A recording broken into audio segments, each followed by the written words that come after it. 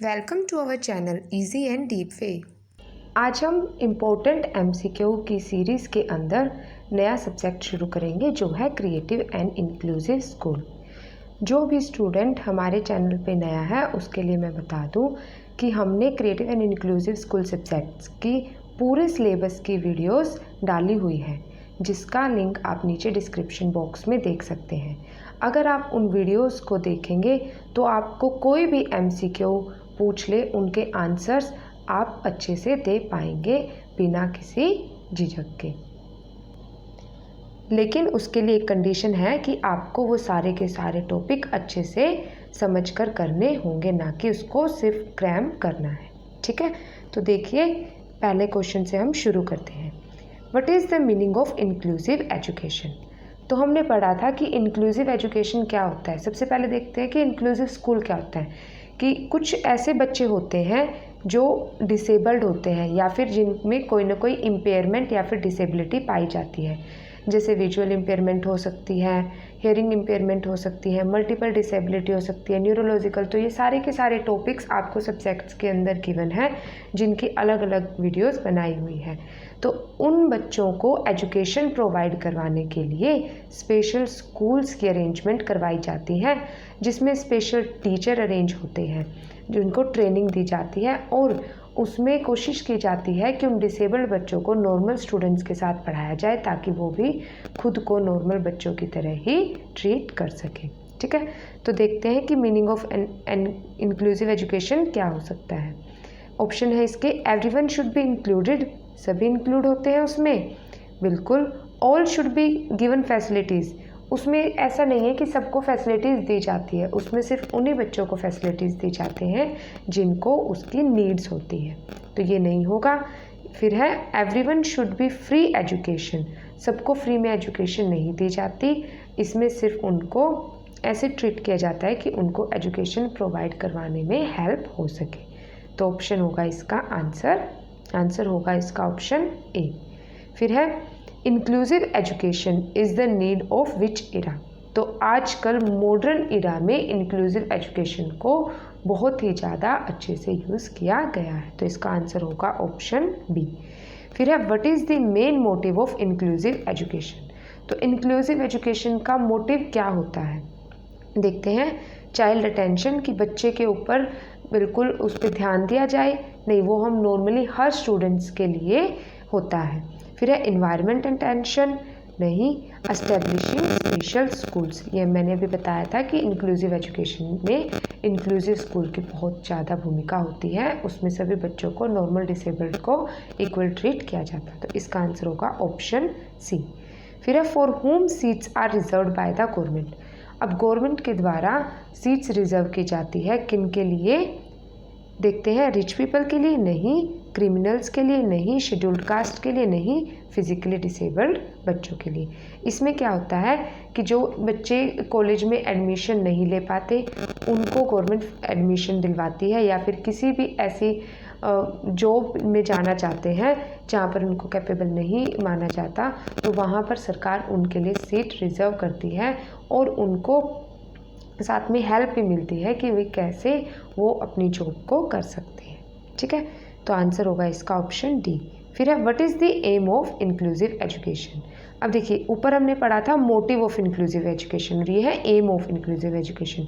ये examiner students को confuse करने के लिए एक ही क्वेश्चंस के बाद अलग अलग ऑप्शंस चेंज करके देता है, तो इसलिए मैंने ये यहाँ पर डाला है कि आपको हर एक ऑप्शंस के अकॉर्डिंग कोई भी ऑप्शन आ जाए वो आंसर पता हो। ठीक है, तो इसका आंसर ऑप्शन देखते हैं।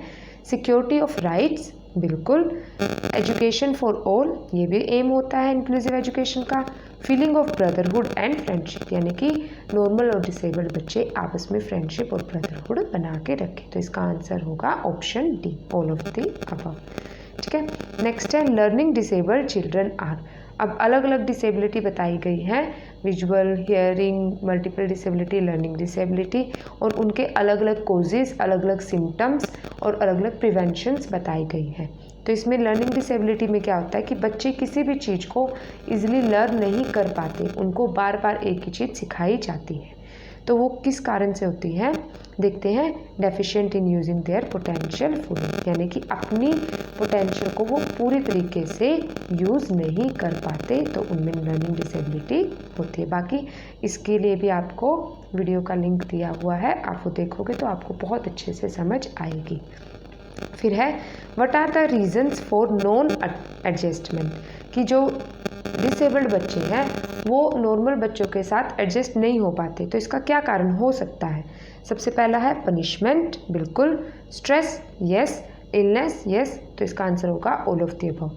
यानी कि बच्चे किस डर से, कि भाई या तो उनका भी मजाक उड़ाया जाता है, उनको अगर काम नहीं करेंगे तो वो सोचते हैं कि हमें पनिशमेंट मिलेगी, इस कारण से उनको स्ट्रेस होता है और इसी कारण से उनको इलनेस भी होती है। तो ये सारे के सारे कारण होते हैं बच्चे जिससे स्कूल में एडजस्ट नहीं हो पाते। नेक्स्ट है फिजिकली डिसेबल्ड चिल्ड्रन मीन्स, तो फिजिकली डिसेबल्ड चिल्ड्रन का क्या मतलब होता है। इसका आंसर होगा ऑप्शन सी, फिजिकली डिसेबल्ड। ये एग्जामिनर क्वेश्चंस ऐसे बच्चों को कंफ्यूज करने के लिए देता है कि ऑप्शन से देखेंगे, और अगर आप इसको बिना आंसर्स के करोगे तो आप डेफिनेटली कोई और ही इसका आंसर लगाओगे। तो इसलिए एक बार आप इनको ज़रूर पढ़िए ताकि आपको एग्ज़ाम में आंसर देखते ही मिल जाए।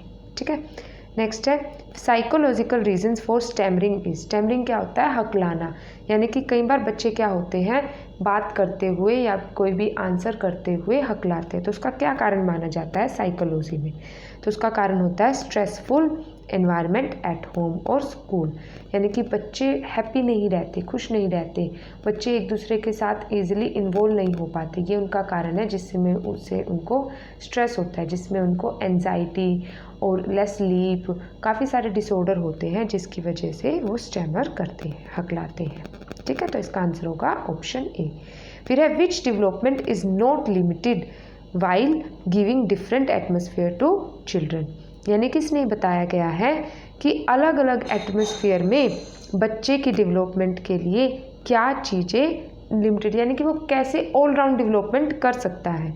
तो इसमें इंटेलेक्चुअल से ऑप्शन है, एकेडमिक से, सोशल से या मेंटल से। तो अगर ऑल राउंड बच्चे की डेवलपमेंट करनी है तो उसकी मेंटल एबिलिटी को इंक्रीज करना पड़ेगा। ठीक है, तो ऑप्शन डी होगा इसका आंसर। फिर है which kind of children need more cooperation to fulfil their needs in an ordinary class, यानी कि ऑर्डिनरी क्लास यानी कि जो नॉर्मल बच्चे हैं उसमें कोऑपरेशन के लिए, ज़्यादा कोऑपरेशन के लिए क्या चीज़ें होनी चाहिए। तो इसके ऑप्शन होंगे हैंडीकैप्ड, क्रिमिनल, मेंटली रिटार्डेड या जनरल। तो जो हैंडीकैप्ड बच्चे होते हैं उन्हें ज़्यादा कोऑपरेशन और ज़्यादा नीड्स की ज़रूरत होती है।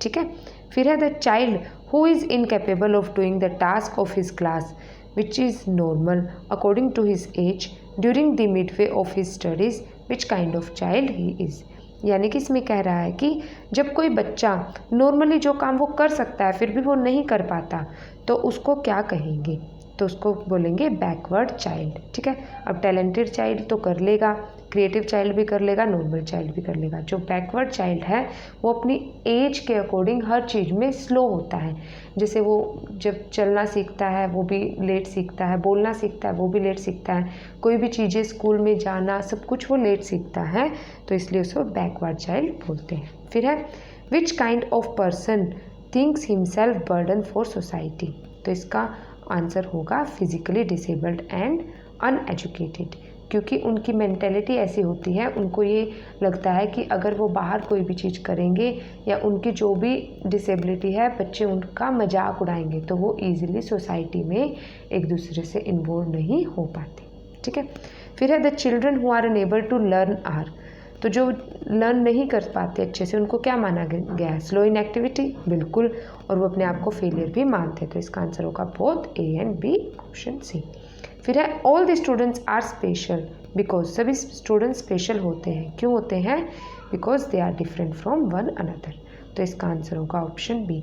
अब देखिए अगर इसके बाकी ऑप्शंस को देखें, they are enriched with special traits, कि उनमें अलग खूबियों होती है बहुत सारी, नहीं। फिर दे हैव वन डेफिशिएंसी और द अदर, किसी कमी के कारण उनको स्पेशल माना जाता है, नहीं, क्योंकि वो दूसरों से किसी भी चीज़ में हटके होते हैं इसलिए उन्हें स्पेशल माना जाता है, तो ऑप्शन भी होगा इसका आंसर।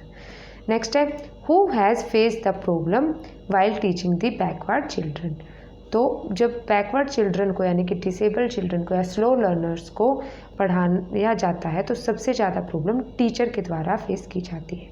वैसे टीचर्स को इन चीज़ों के लिए ट्रेनिंग भी दी जाती है कि भाई कैसे इन बच्चों के साथ डील किया जाए, लेकिन उनको ज़रूरत होती है कि भाई वो कैसे उनकी डिसेबिलिटी को समझे और कैसे उसको इम्प्रूव करें।